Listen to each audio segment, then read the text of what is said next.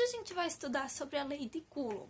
A lei de Coulomb analisa a força de interação entre duas cargas elétricas. Bom, a gente sabe até agora que se eu aproximar duas cargas elétricas de sinais iguais, elas vão se repelir. E se eu aproximar duas cargas de sinais opostos, existe uma força com que faz que elas se atraem. Essa força que faz com que as cargas se repelem ou as cargas se atraem é a força elétrica. E a lei de Coulomb permite encontrar o valor, a intensidade dessa força elétrica entre as duas cargas elétricas.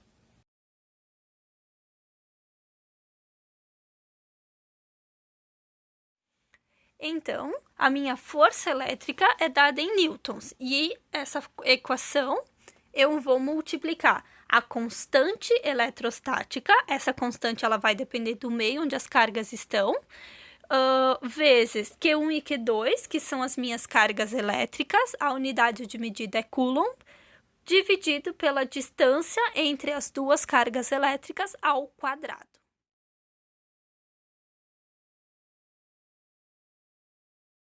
É importante lembrar vocês que a força elétrica ela é uma grandeza vetorial.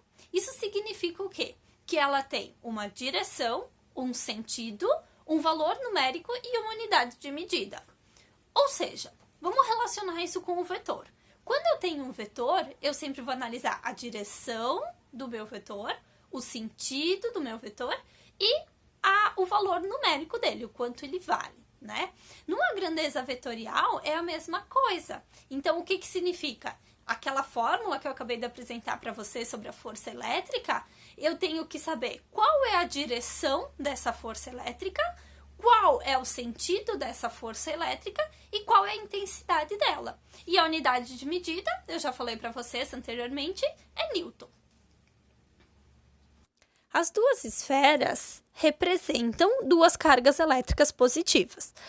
Observem que existe uma força na bolinha verde devido à ação da carga roxa.